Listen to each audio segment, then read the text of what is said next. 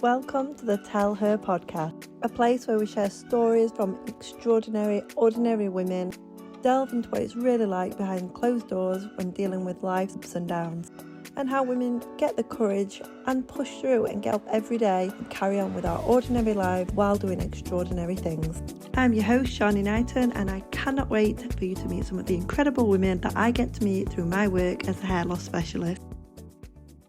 How have you always been able to, when you've got these challenges, remove yourself from where you're comfortable and still keep pushing through, even when, because I know you were in a car accident. I don't know the details about that, but there must have been points then when you just wanted to shut yourself away. Did boxing help you push through with the PTSD? Was it part of the process of healing?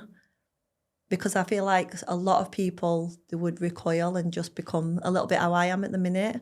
So I just wanted to get into the psyche of what you do, how we could help other people kind of understand pushing past that barrier. Yeah. Because I definitely have a barrier. And I know a lot of people that will listen to podcasts will have been through different traumas, and a lot of them have been through cancer treatments, and their bodies are very different to what they're used to. And I think you are afraid to push a body you don't trust anymore. Because that's what I said to you on the way here. I don't trust that I'm not going to fall over. Yeah. So like when you're at that point with something, what is it that you do to get pushed through that as a sports? Yeah, like as a professional. Yeah, I want to say that's quite a complex, deep question.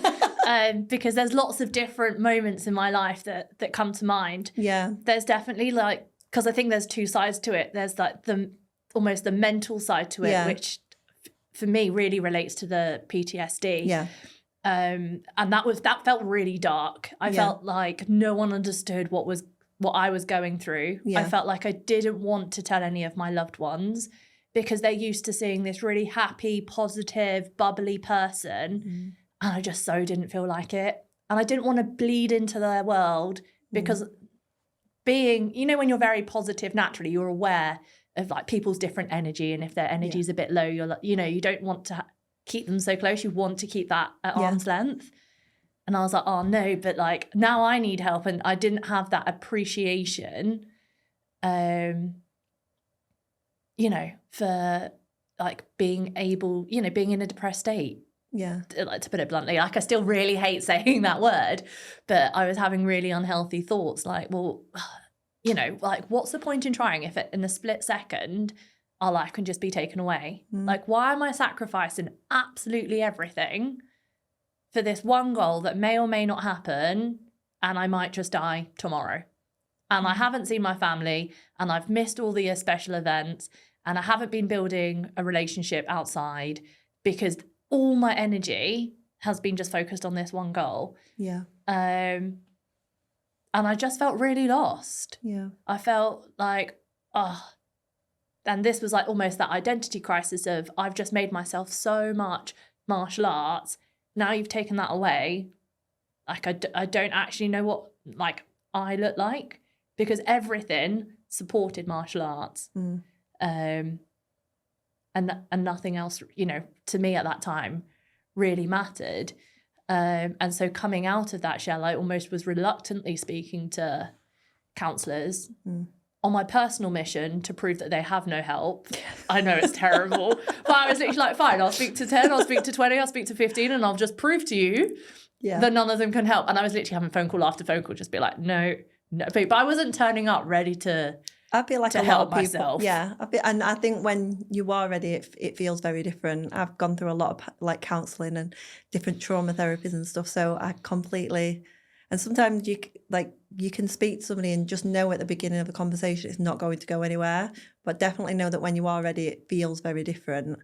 So when you were at that point where you are trying to figure out who you are without martial arts, and you're kind of building yourself back up, do you feel that being able to do that and then be martial arts as well makes you better now? 100%. Like if I didn't have, like I wouldn't wish PTSD on my worst enemy. I genuinely struggled to even see a light at the end of the tunnel. It just felt black and black and black for days on end. Yeah.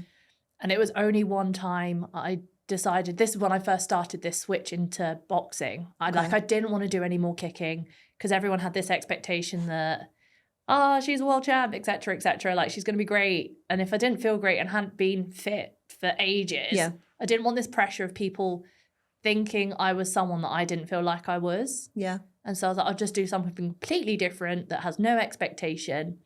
And I went to do a boxing session in a park with a local boxer in Luton. And I just smiled for like a split second, genuinely like 0.0001 second.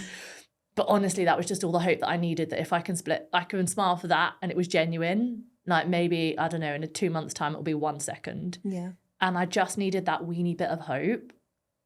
And sometimes I think we just need a bit more blind faith, even if it just feels like nothing is progressing.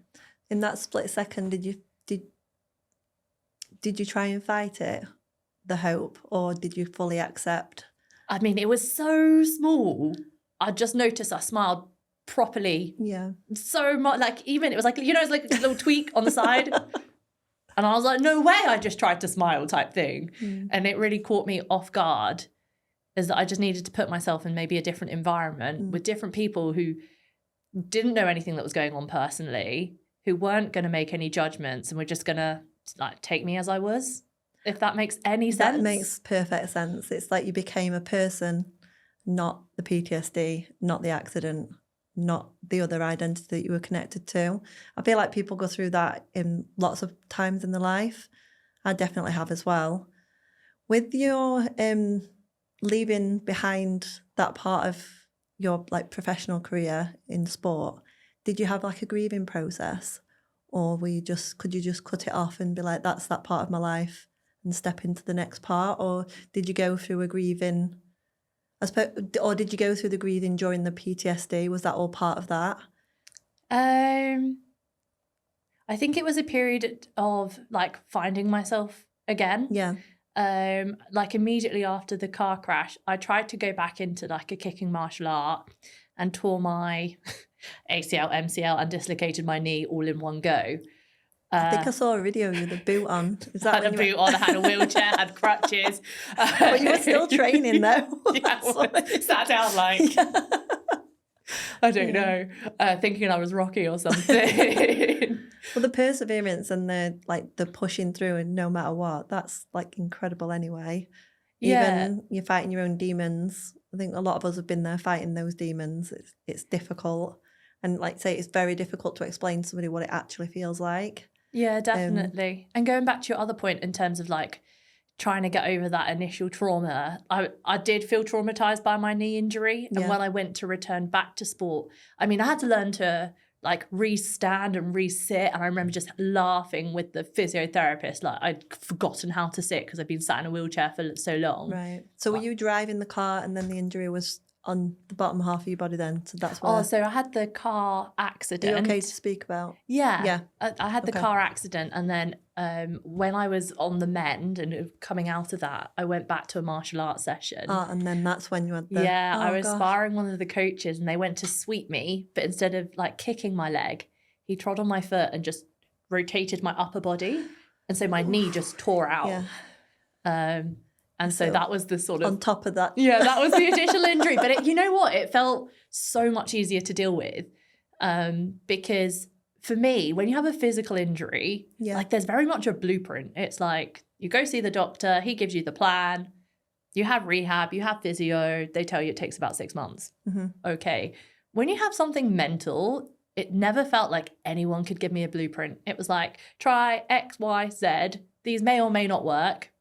And you need to do them for 6 months to 3 years, and you may or may not feel better. And I was like, wait, what? Like, where do you start? Where's the logic? You know, there's no blueprint. And I felt so lost. I was like, I don't even know if this is helping. I don't know if I should continue doing this. You know. And I feel like with like mental health, we do a lot to make the people around us feel more comfortable. Yes. You don't actually want to tell, like you say, you don't want to tell people what that dark thought is that's just popped into your head or how you're really feeling.